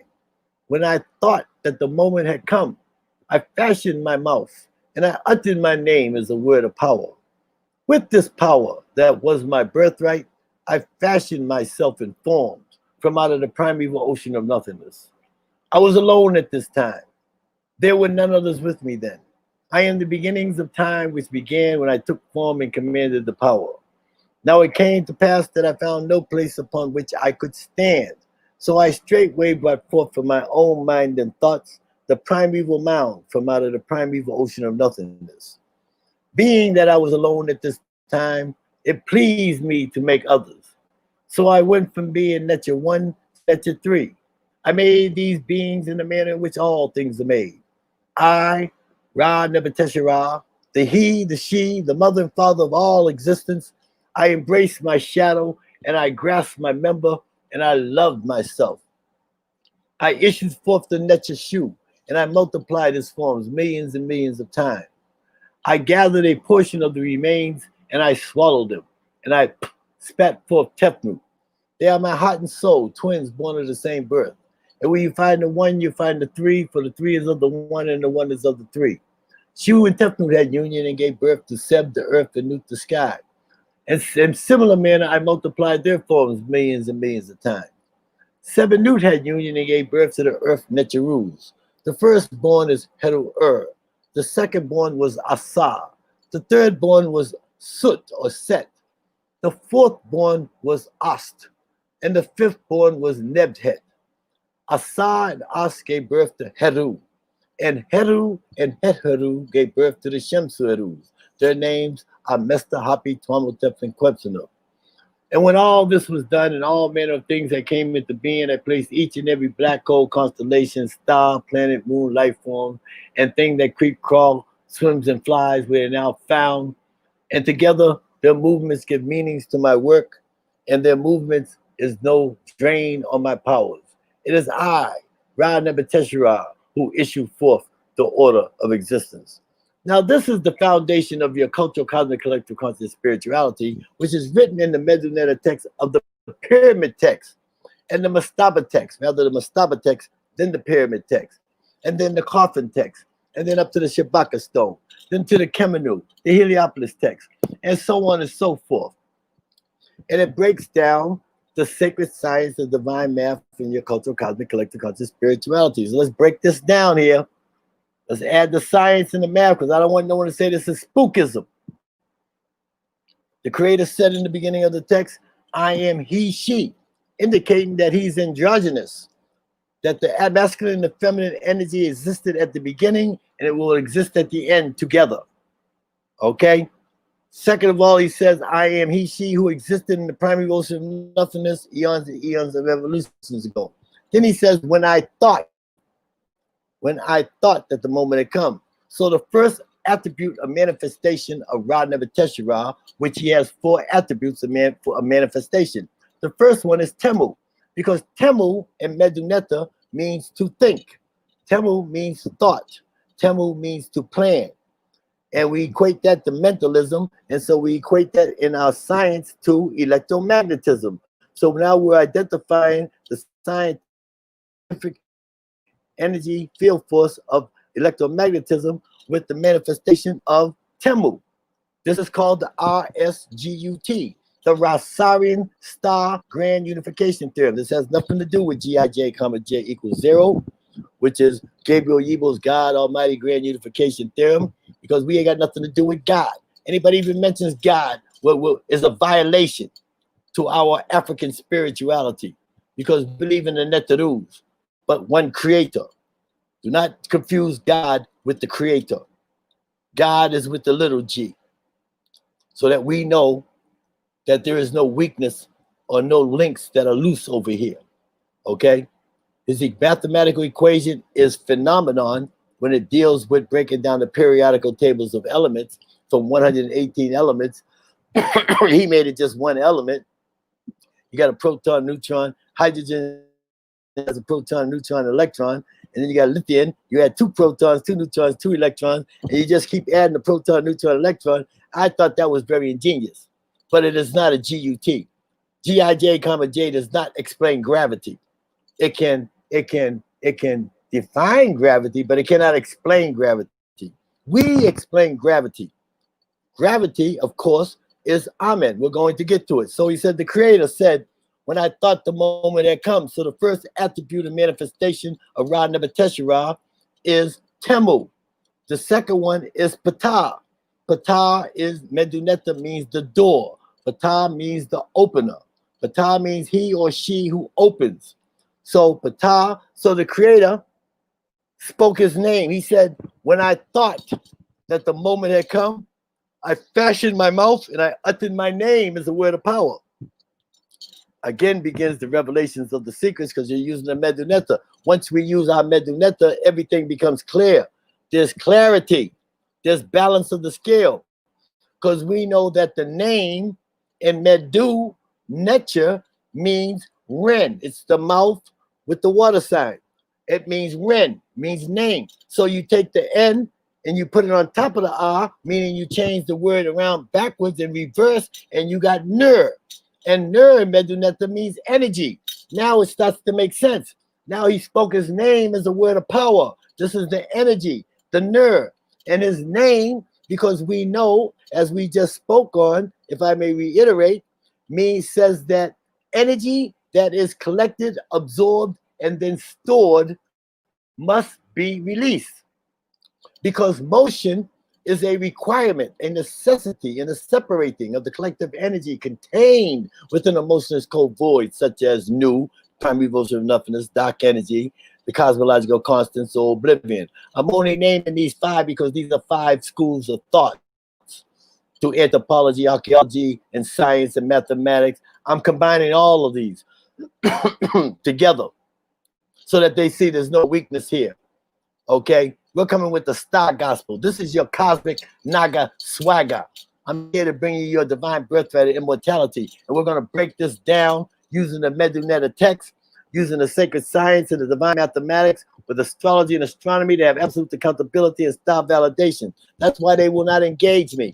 No one will engage me. None of the Kemetic community will engage me about the calendar. I told them that phony calendar they got a 10 months you can only grow crops with. Not that I'm trying to be in black on black crime or anything, but you know, we're at war right now. We're at war. I got mothers crying and I have babies dying. So let me just continue with the narrative. Did you want to come in, Queen Mother Goddess? Queen Mother Goddess Joy, would you like to? No, Steve. Okay, so we got Ra Nebuchadnezzar spoke his name as a word of power. And that name was a sound. And that sound became a wave, and that wave became a perturbation. The perturbation became a rhythm, and that rhythm became a frequency. And this is the beginning of how all things began, the frequency. That's why we say that today we're speaking of our story. First frequency specifically, Ra Nebuchadnezzar. This is the RSGUT. The Asarian star grand unification theorem, which is E plus P equals L. Energy plus power equals L. Or energy, Nur, plus power, Usa, equals L, life, which is Ankh. Whichever way you want to break it down. We'll break it down OG, NG, and Priestly. But we're at war right now. And I'm not here to babysit you. I'm not here to take your temperature. And I'm damn sure not here to to entertain you.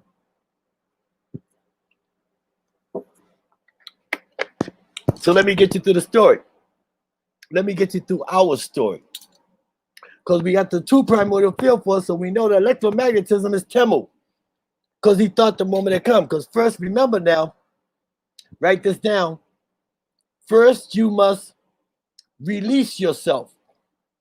Then you must seek out yourself. Overcome the sensation of weightlessness, embrace Ma'at within yourself, then you will desire to acquire the ability to experience the phenomenon of being. So let's bring it all together here, because after we bring her out to Septepi, I'm going to bring you out of the inner verse into the outer verse, to our black hole, to our quadrant of the Milky Way galaxy, to our Orion's finger, to Alcyone, Orion, Cyrus, the Ra, 9 planets. We're from the 3rd planet. We're going to land on the Earth and break it back into time where we started from and how we relate it all. We're going to bring all this thing together here. But right now we're in the Septepi. We're going cosmic. So when I speak to you about Nu, the primary motion of nothingness, dark energy, the cosmological constant of oblivion, we're only talking about one thing. That one thing is called the All of Alls, the Holy of Holiest. And inside this Alls, the Holy of Holiest, everything that is, was, and shall be is contained. And to equate that mathematically, the primeval ocean of nothingness, if I wanted to describe this mathematically, I would have to use numerically the number 0 to equate the nothingness. But to the Europeans, this meant nothing. But to our cultural, cosmic, collective, conscious spirituality, we know inside that nothing is everything. Everything that is, was, and shall be is contained. So if you begin to perceive what we're talking about here. So we know that inside this nothingness, everything that is, was, and shall be is contained. And we also know that that energy that is collected, absorbed, and then stored must be released. I was listening to, I know some of my students already said it. And we know that motion is a requirement, necessity in the separating of the collective energy contained within the motionless void, such as new, the primary ocean of nothingness, dark, oblivion, or the cosmological constant. Cosmological constant is the information they use in NASA. NASA uses the word cosmological constant, such as inside of a black hole. They know the outside of a black hole is called the Ergus field. And as you go deeper into the black hole, it's called the outer event horizon, where you can still maneuver. But once you hit the inner event horizon, you get sucked into that spaghetti. You get sucked down into that black hole. Your atomic value becomes disassembled and decimated. And they say, where do you go? They don't know where you go. They got hypotheses. They say it's the singularity. But most people call it the cosmological constant, just so you can have an idea what this cosmological constant is. So anyways, back to the story, back to our story. We know that, bingo, energy that's collected, absorbed, and stored must be released. And to release the energy, he pronounced his name as a word of power. And when he pronounced his name, the door opened up, and the door is Ptah. Ptah becomes the strong force. Now, as he exited the void, because in considering the concepts of magnetism, which produces the phenomenon of attraction and repulsion, 5 phenomena must be understood. They are the 2 voids, heat, movement, and being. Without any other single phenomenon, the others would not exist. They are interdependent upon one another, and their presence allows purpose, function, order, and law. One void is the result of being, and the other void is the product of being. That is to say that the void of deep, dark, cold space is a necessity, requirement of being, while the void of oblivion is the origin of being.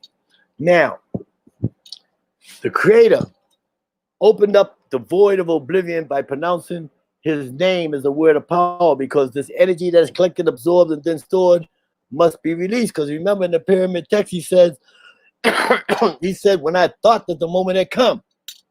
How does time come? I know how a man and woman comes. I know how there's an event of a car sale coming, or there's a parade coming down the street. How does time come?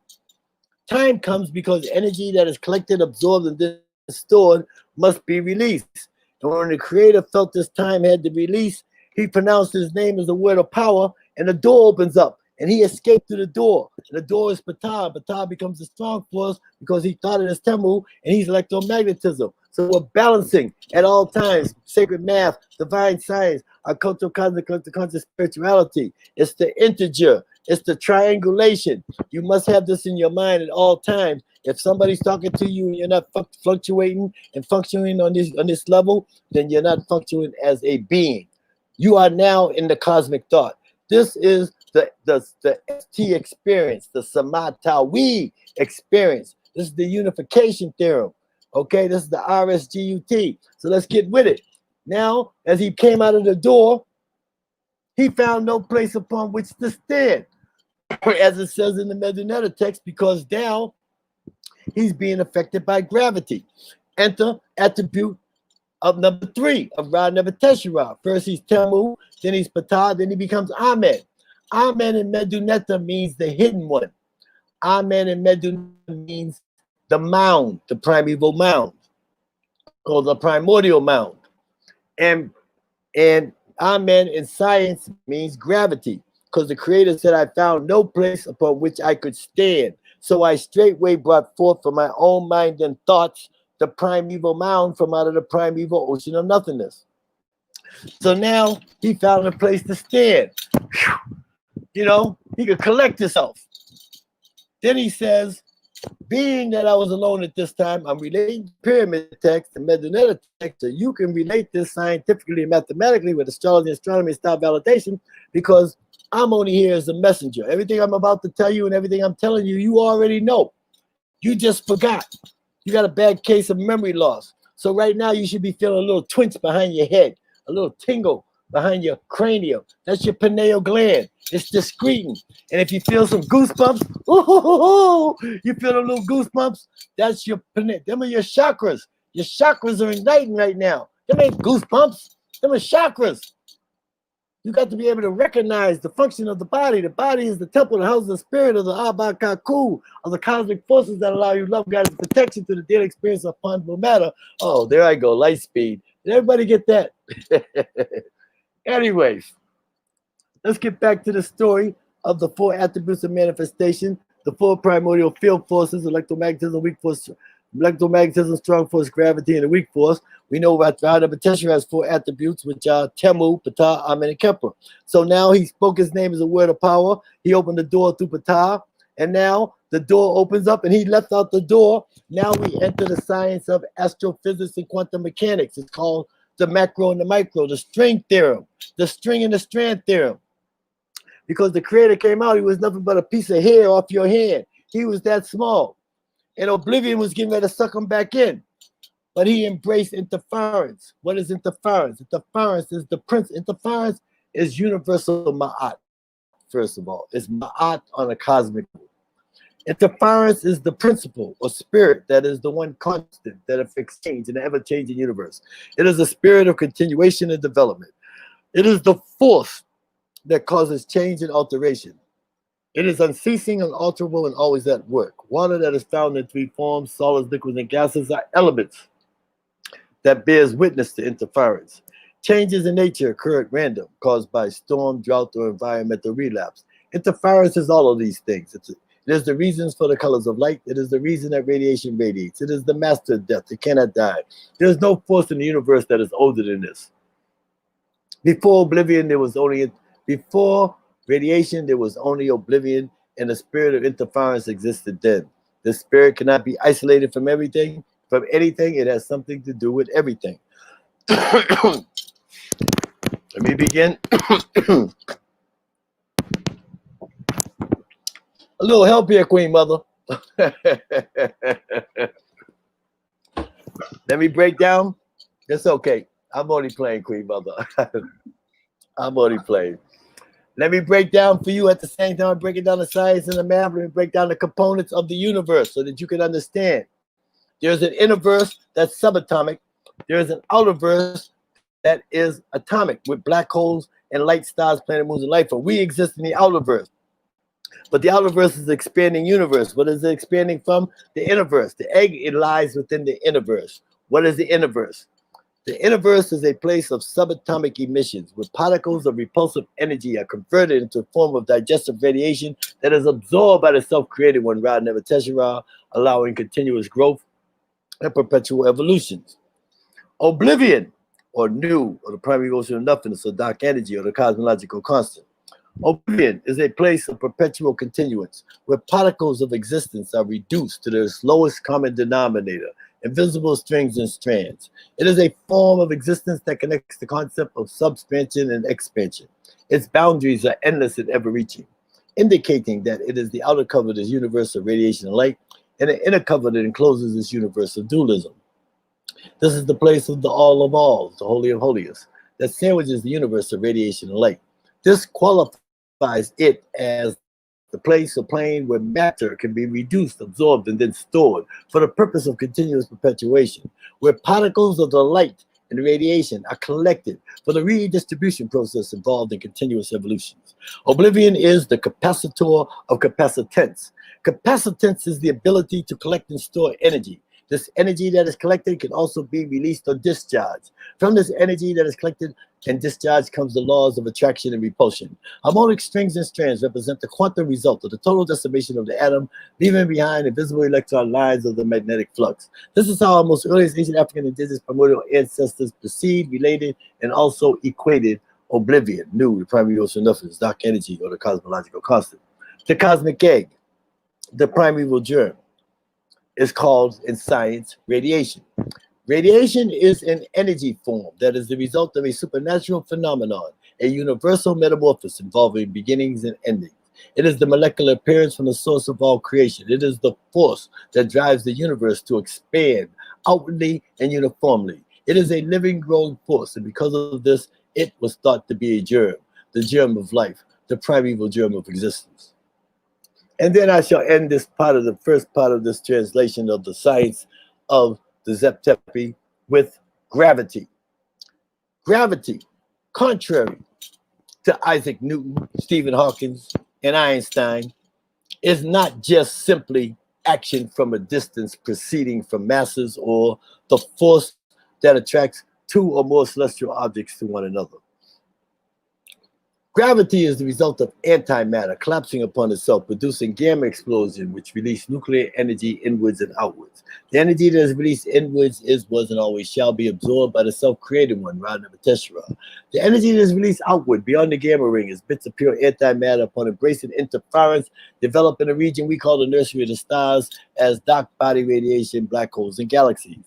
These dark body radiation, black holes, and galaxies are pushed away from the innerverse and is the realization of the outerverse. These dark body radiation, black holes, and galaxies produce atomic energy, light stars, planet, moons, and life forms until all the above mentioned energy once again into oblivion due to primordial nothingness, dark energy, oblivion, or the cosmological constants. These forces will adjust, propel, and expand the continuous perpetual evolution of the expanding universe. Hang with me, people, as our our great transition Queen Mother Goddess Frances Cress Wilson would say, "Are you with me, my people?" I know we're going into cosmic speed here, but just hang in there. Hang in there. This is first frequency specifically. Now, three attributes of manifestation. We got Temu, to think. Temu becomes electromagnetism. Ptah is the door. Creator spoke his name as a word of power. The door opens up. The creator released itself. Then we got Amen. Amen is gravity. Amen is the primordial mound. Now it says, now the creator said, being that I was alone at this time, it pleased me to make others. So I went from Nature 1 to Nature 3. I made these beings in the manner in which all things are made.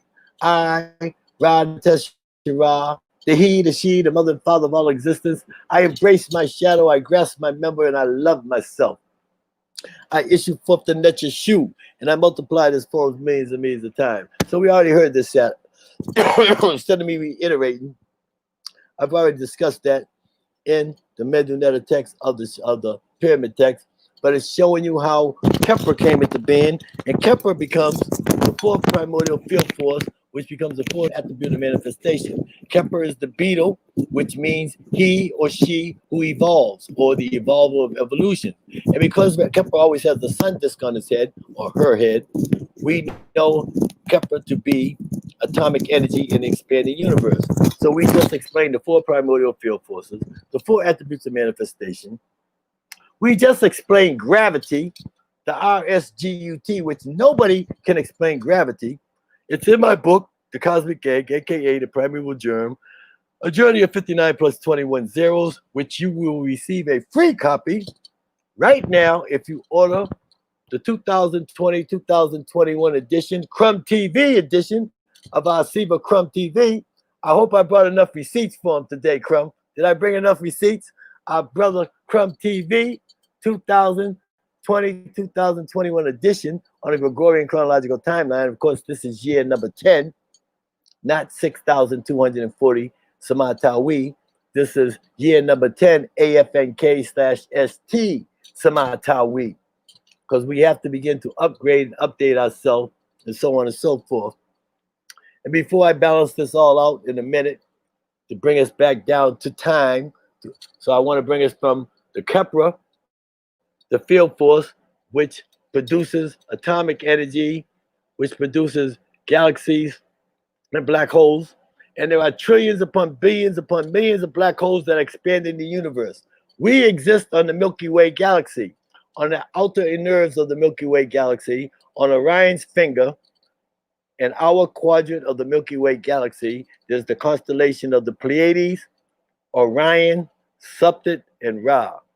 And that is where we will come down today to figure out when we balance the calendar and how it applies to us mathematically, scientifically, and with our cultural, cosmic, collective culture, spirituality, and how do we entwine ourselves and tether ourselves to the Netarus, the cosmic forces that allow us love, guidance, and protection.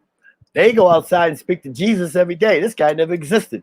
They go outside and speak to a God they can't even see. Yet you can't go outside and speak to your netches, to the gods of the winds, the air, the water, the ground. This is matter in science, solids, liquids, and gases. Matter, the elements. This is how our ancestors expressed things, and they wrote it symbolically in the Medunetta. In the Medunetta, you have to translate it phonetically, is a picture way.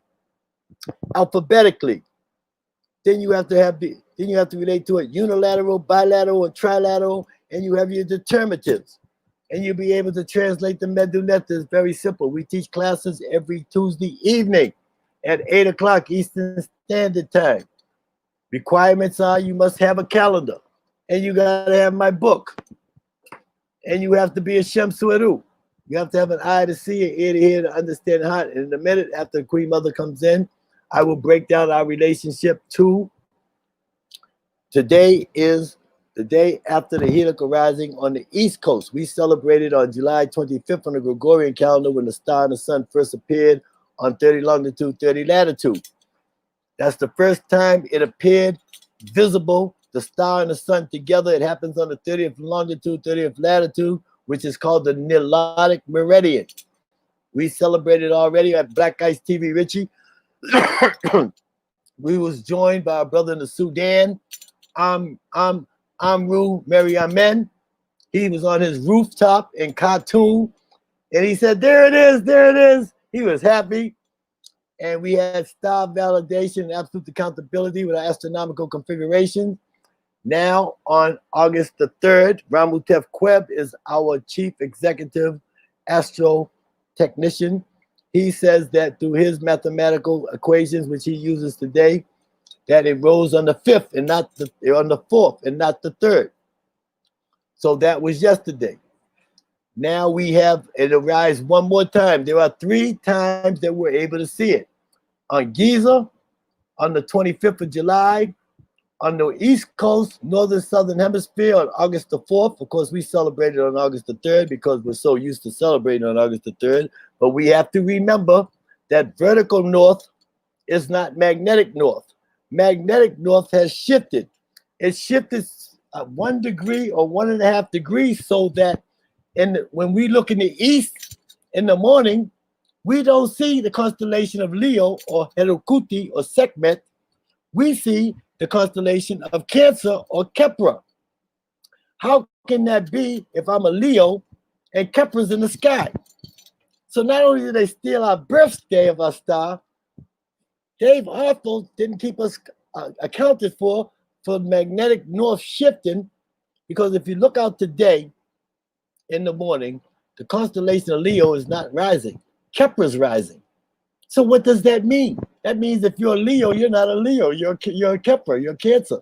You're not a Kepra. I mean, you're not a Leo. You're not Sekhmet. You're not Herukuti. You're a Cancer. You're a Kepra. So I was born on July 28th. I thought I was a Leo. I'm actually a Kepra. Because as above, so below. This ain't me just saying it. If you look outside, you're going to see Kepra. Or the Greeks call Cancer. So you have to remember, we're living in a 4,000-year-old phase that nothing has been accounted for. Only thing that's been accounted for is putting us into mental, physical, spiritual, subjugated slavery, incarcerating our mind, keeping their knee on our neck. It's called injured humanity. So we're going to have Ramutef Queb come on the show. Me and Ramutef Queb will be on the show the next time Queen Mother Goddess has a chance to move us in on her platform. And Ramutef Queb, which has all the astronomical configuration, he can show you it all. I can only run my mouth and show you and try to bring you a frequency through words. But he will show you the graphics and the PowerPoints and the times and dates and the locations of the globe where you can see these things. We have Ramutef Queb, who is the chief executive astrophysics network technician, who will be here on our next show.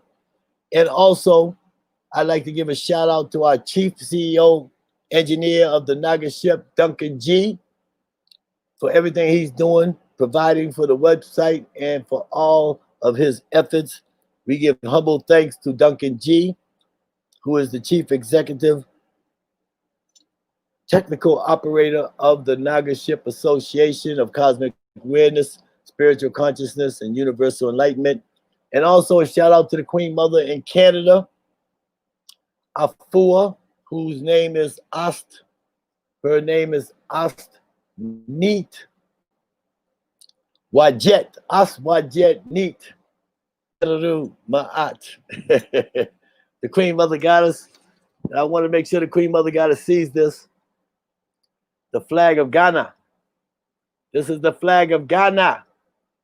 And I give a shout out to my brothers in Accra, Ghana, to the Black Messiah in Ghana, and Sam Chichi. They invited me to Ghana to meet the president. The president wants to adopt the Asarian Kemetic solar symbol calendar as the national calendar of the nation of Ghana. So we are now officially Ghanaians. We are going back home to Ghana. And this is the flag of Ghana. I held it high at the Red Pet on July 25th of the Gregorian calendar. Made it the first day of the first month of Jehuti, the first day of Ra, the first day of the first month of the first season of Shemu, year number 10, AFNK/ST, after the founding of New Kemet, Naga Kemet Samatawi, phenomenal precession, New Age order, the Great Golden Age, and Matapi Asar. And I'm going to take me a quick pause for the cause, Queen Mother Goddess, while you entertain the family for a moment.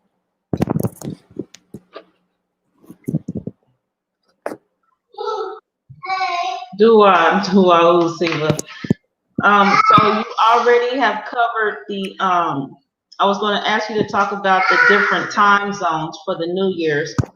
And also the picture I put up with the stars was what Siba Ramutep Kweb wanted me to share with everyone, which is the Renpet in Giza. Yes. And also from the travels to Boston, we took pictures, which I've shared here. And we have received questions about the left hand forward and our foot forward and our right hand back. For everyone who did not see the response to the comments, could you speak about that now? Yes. When you bow, your left hand goes into your inwards, right hand is out. No, left hand is in, right hand is in, left hand outward is a sign of evoking the cosmic forces for protection and guidance. Then you take the outer hand of the left hand, you move it to outward. Your left hand and your left foot stands forward, meaning that you're moving with the heartbeat of your heart. The left side means you're moving with the heart and you're evoking Hotep and you're giving forth the evocations of radiance. So you move with your left foot forward and your left hand out in an act of offerings. The right hand is an act of receiving or defensive movement. This is an offensive movement for receiving the divine inspiration or the cosmic forces. You're moving with the left side. The left side is moving with the heartbeat and moving with ma'at, and you're moving in tune with the cosmic forces that allow you love, guidance, and protection through the daily experiences of ponderable matter. So most people already know you move with the left side, but you're moving to evoke and to tether yourself to these cosmic forces in which you have already frequentized yourself with through the livid. Of course, eat of the seed, only of the seed. Eat as the tableware prepares the food. Don't eat and drink at the same time. Never eat to your fill and fast occasionally. Will preserve yourself so that you can live a long life and longevity in a healthy life, and so that you may live to be more than 100 years old. They have you now, if you live to be 60 years old, you're counting your blessing because you're eating that food. Our ancestors lived to be hundreds and hundreds of years old. Stop eating that man's food. That's why the hospitals are always filled up with us, because we, especially that Gregorian calendar, Every day on that Gregorian calendar is designed to bring about your demise. Every holiday, you're cooking, you're frying that food up, eating up in that eggs and bacon in the morning. You're killing yourself every day. It's called contraband. He doesn't even have to be there. You're already programmed to do this. And you're feeding your children that. That means you're a homicidal murderer because you're giving it to your children deliberately. Give your children a chance. Give your children a chance. Let them eat of the seed. Don't let them eat and drink at the same time. Let them eat as the table earth prepares the food. Let them not eat to their fill. Don't glut them. Don't fill them up. Don't make them fat. You have a natural body weight. The body has a natural body weight. Let them find their body weight, their natural body weight. And may they fast occasionally. And you will break the thread in which injured humanity has imposed upon us so that we got cancer and a plethora of other diseases and sicknesses by the time you're 50 years old. It doesn't make sense. If your baby is running nose, he got snots coming out of his nose all the time because you're feeding them that milk. Milk is nothing but mucus and constipation. And you're steady feeding that baby milk. Feed the baby the breast milk. So the laws of the living is when you're born, the child is called a milkarian. You're a milkarian because you're feeding from your mother's breast. You're feeding from the milk. The milk is providing everything. The mother's breast is providing everything. The baby becomes a milkarian. Then, of course, the baby drinks the juices. And, of course, while he's drinking the juices, you take the bananas and you crush up the bananas, or you crush up the watermelons, or you crush up the grapes, and the baby becomes a fruitarian. Now, when the baby grows the teeth, the baby becomes a vegetarian. And all the baby's life is a vegetarian and a fruitarian and a juicetarian. And you never eat the meat in your life. If you look at the cow, the baby cow drinks from the mother's milk, from the mother's belly, from the breast. And then eventually the mother gives the baby a back kick. Pow! Kicks him in the head. Pow! Go eat some grass. And the calf never comes back to the milk. He's eating from the grass now. But the calf never eats meat. The gorilla is the strongest in the jungle. It eats bananas. It eats the fruits from the trees. Only under extreme circumstances will another gorilla eat flesh, depending upon the drought season and certain environmental relapses. But naturally, the gorilla will not eat flesh. So we have a lot to learn, but the first thing you have to learn is to learn how to tell time. The first thing they stole from us was how to tell time. The first thing they stole from us was our cosmic time.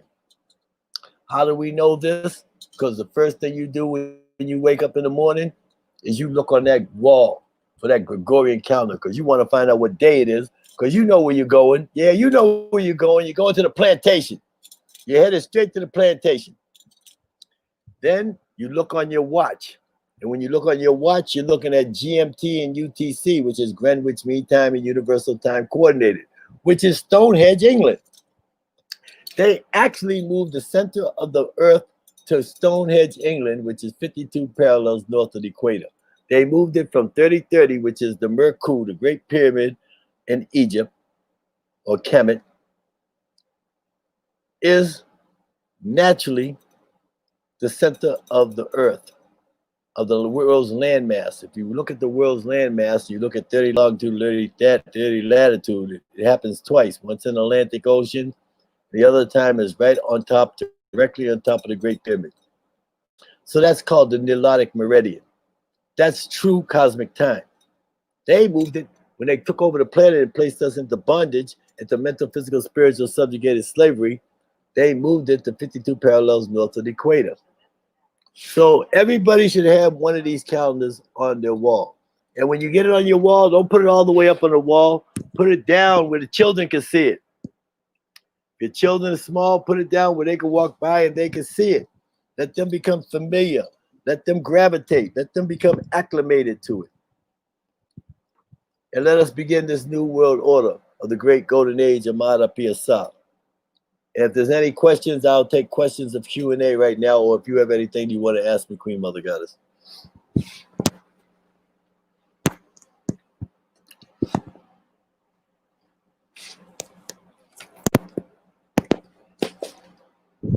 Can you hear me there? Who's that? You got a little, who's that? Said child encounter, so I thought I'd grab one of my grandchildren. Yes. Hold on. Dua, ooh. Dua, ooh. Siba. How can I get a calendar? You can get a calendar by going to my website, go right on Facebook to Ptah, P as in Peter, T as in Teddy, A as in always, H as in happy, ASAR, Ptah Sika Sa. And you can go look at any comment, you can just hit that link right there.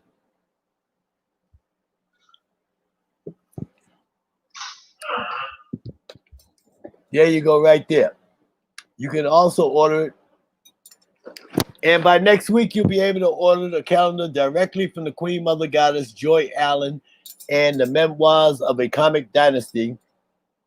You can order your calendar right here on this same channel. And as we move up to the 1 hour and 55 minute mark, do we have any questions? Are there any questions, any more questions from the chat room? No, there's not any other questions right now. Yeah, I always answer the questions before they come up.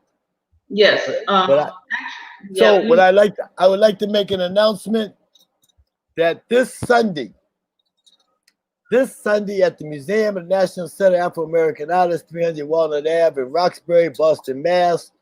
I will be interviewed by Boston's own Sankofa. He's and Baba TV, Every Time Fire.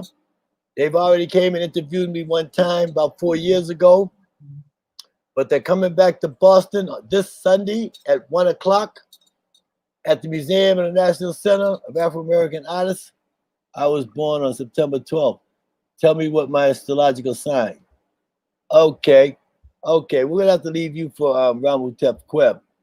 Okay, but September the 12th, on the Gregorian calendar, your birthday would be under the goddess Renunet. You would fall under the goddess Renunet. In the season of the inundation of Sembu, and August the 12th, we can give you a birth chart. Ramutef Queb right there. See his name? Moses. There you go right there. There's the guy you need to ask that question to. That's my #1 elder student, chief executive of all astrological, technological information, Ramutef Queb. So anybody wants to know their own birth star, the star of their birth, and the star of their transition, please contact Ramutef Queb on Facebook. So again, I will be interviewed at the Museum of the National Center of Afro-American Artists at the Royal Burial Chamber of Nesubiti Espalta, at the Museum of the National Center of Afro-American Artists, 300 Walnut Ave in Roxbury, by Baba TV, Every Time Fire, and Sankofa, Boston's own and renowned, is coming back on the scene, and we're going to go in there and we're going to break down the dynamics, the dimensions, the properties, and its relationship to your cultural, cosmic, collective conscious spirituality, your sacred science, your divine mathematics. And we're going to bring it all to the head so that everybody can step forward into this new age order of the great golden age of Ptah, and do not have to live in fear with this new world order that is designed to bring about your demise and your extinction. Got you wearing a mask everywhere you go, depriving you of oxygen. But it did you a favor, helped you stay in the house and think for a while. And again, the Naga Ship Association will be opening its websites, its global websites. We will have all the great teachers under one umbrella so that you can learn all the informations and studies that you need to learn will be done virtually, online. Nobody's going back to school. Nobody's going back to school. School time is over. Everything. Malik Maya, I need a calendar. Dua, Panatapu Pama. Please go to Ptah Asar, Ptah, Ptah Asar on Facebook. Hit the link below in the comments. Hit the PayPal link, and I'll send you out your calendar with a CD, which brings the translation, reliteration, breakdown, and terminology and dynamics of the Asarian Kemetic Solar Civil Calendar. And I will send you a PDF file copy of my book, The Cosmic Egg, aka The Primeval Germ, A Journey of 59 plus 21 zeros. We also teach classes in Medunetta and the Ancient Asarian Kemetic Solar Civil Lunar Calendar and the Origins of Existence and the Creation and Development of the Universe online on Zoom. That also is in the comment sections on my page. You can also go to Ramutef Queb, who is an official global distributor of the Ancient Asarian Solar Civil Lunar Calendar. You can also go to Seshet Ma'at Mary Amen, who is an official global distributor of the Asarian Solar Civil Lunar Calendar.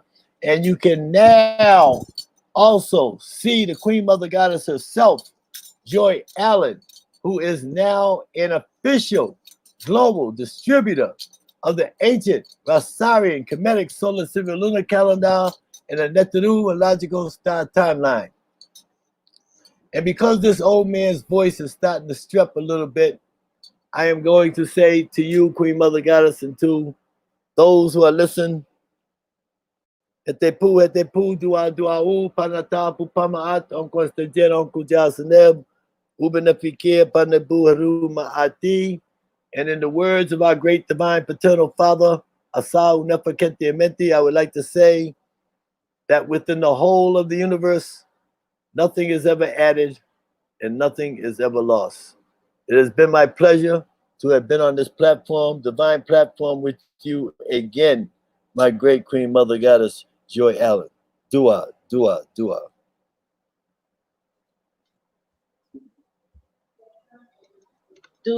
Usiba, Ptah Seeker Asar, for being here today. I also want to say Dua Wu to Siba Ramutep Web for sharing the content that he has shared today, the value that he has added to the broadcast today.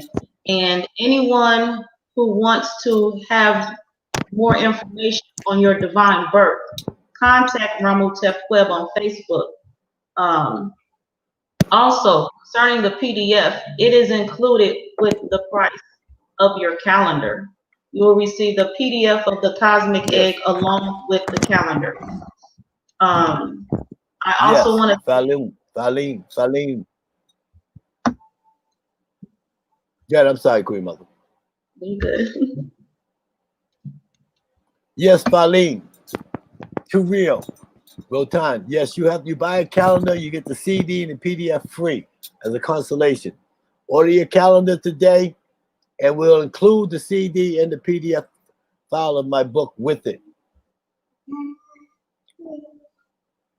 And you can go to Facebook to Ptah, P as in Peter, T as in Teddy, A as in always, H as in happy, Ptah Asar, A-S-A-R, Ptah Asar. Dua. Dua, Siba.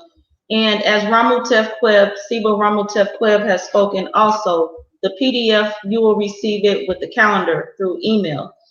Also, I want to take some time and say gratitude to all those who have supported the platform and I will be sure to use the donations I've received through my Cash App and my PayPal, as I always do, to continue to bring the message to our people, to continue to build together with all of us, and to continue to come to you when I'm able to share with you those such as my Siba Ptah Seeker Asar and Siba Ramu Web, and which has been requested, and they will both be here when we can get together and see when it's best for us all to be here together again.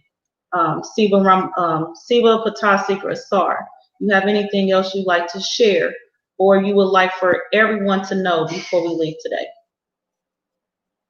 Dua, that we will be opening the website for the Nagaship Association of Cosmic Awareness, Spiritual Consciousness, and Universal Enlightenment. Our websites will be open by next week. You can enroll in the Nagaship Association, and which will give you access to a plethora of teachings and studies, which will be done online. Everything is going virtual now. We're gathering all the great Sebas, all the great masters, and bringing them under our umbrella and giving them their own website so that you can enroll into their webinars, and that'll be under the Nagaship Association and its institutions. And don't forget, if you want to find out what star was in the sky at the moment of your birth, since the Gregorian calendar stole that from you, please contact Ramutef Queb on Facebook. That's Ramutef Queb, QEB. Ramutef Queb on Facebook. He's also a official global distributor of the ancient Asarian Kemetic Solar Silver Lunar Calendar. And to all I say, Panata Apupamaat Ankoste Jenon Kujasaneb, Ubenefikir Paneburu Mati, rising always in divine excellence with Ma'at every day, all day. Atumra, Hotel. Dua, Siba.